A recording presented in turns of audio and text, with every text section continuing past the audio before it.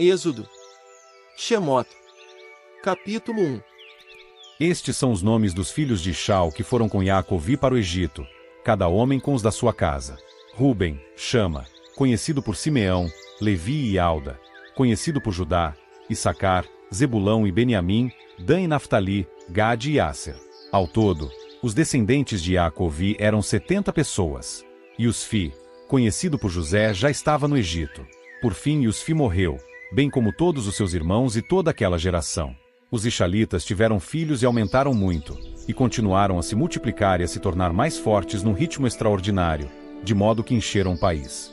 Com o tempo surgiu um novo rei no Egito, que não conhecia Usfi, de modo que ele disse ao seu povo: Vejam, o povo de Ishau é mais numeroso e mais forte do que nós.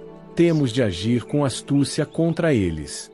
Caso contrário, continuarão a se multiplicar, e se houver uma guerra, eles se juntarão aos nossos inimigos, lutarão contra nós e deixarão o país.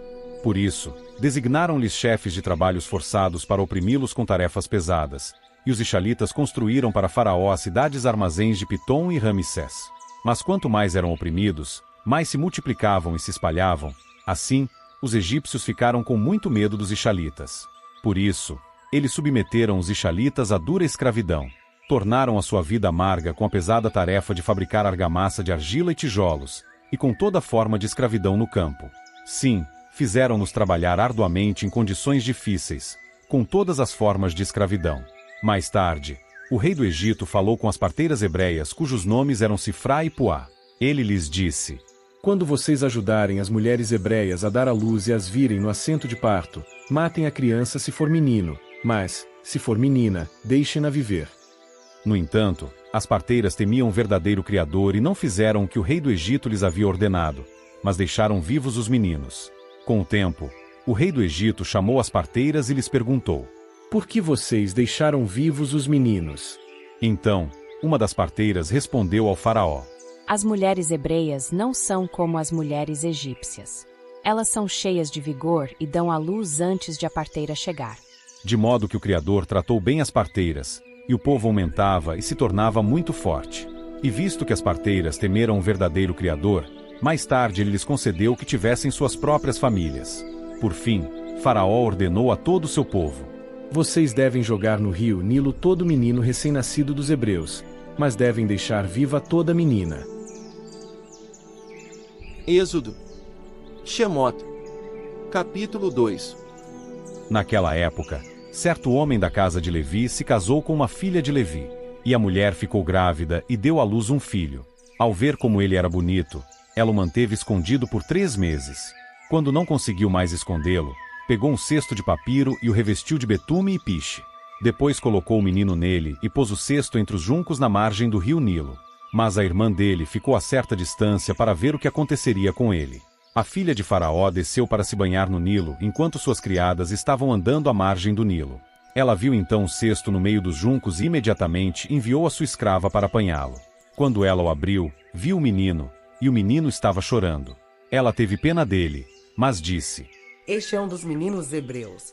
Então a irmã dele disse à filha de Faraó: A ama quer que eu chame uma ama hebreia para que ela amamente o menino para a ama. A filha de Faraó lhe disse: Pois vá. A menina foi imediatamente e chamou a mãe do menino. A filha de Faraó disse-lhe então: Leve este menino com você e amamente para mim, e eu lhe pagarei. Então a mulher levou o menino e o amamentou. Quando o menino cresceu, ela o levou à filha de Faraó, e ele se tornou um filho para ela. Ela o chamou de Masha, conhecido por Moisés, e disse: É porque eu o tirei da água. E quando Masha já era adulto, ele foi até seus irmãos e viu os fardos que levavam. Viu também um egípcio espancando um dos seus irmãos hebreus. Então ele olhou para um lado e para o outro, e não vendo ninguém, matou o egípcio e o escondeu na areia. Mas ele saiu no dia seguinte e viu 2 hebreus brigando, de modo que disse ao que estava errado: Por que você está espancando o seu irmão? Ele respondeu: Quem o designou príncipe e juiz sobre nós? Você pretende me matar assim como matou o egípcio? Então Masha ficou com medo e disse: Certamente o que eu fiz foi descoberto. Depois, Faraó soube disso e procurou matar Masha. Mas Masha fugiu de Faraó e foi morar na terra de Midian. Ali, ele se sentou junto a um poço.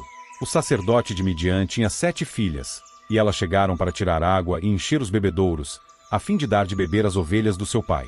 Mas como de costume, chegaram os pastores e as enxotaram. Em vista disso, Macha se levantou para ajudar as mulheres, e deu água ao rebanho. Quando elas voltaram para casa, Reuel, seu pai, perguntou: Como é que vocês voltaram tão rápido para casa hoje?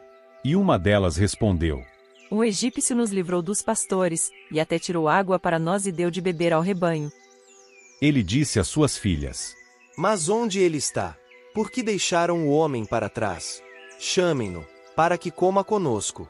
Depois disso, Macha concordou em morar na casa do homem, e este deu sua filha Zípora a Macha em casamento. Mais tarde, ela teve um filho, e ele lhe deu o nome de Gerson, pois ele disse: Eu me tornei residente estrangeiro numa terra estrangeira. Depois de muito tempo, o rei do Egito morreu, mas os israelitas continuavam a gemer por causa da escravidão e a clamar, queixando-se, e seu clamor por ajuda, por causa da escravidão, subia ao verdadeiro Criador.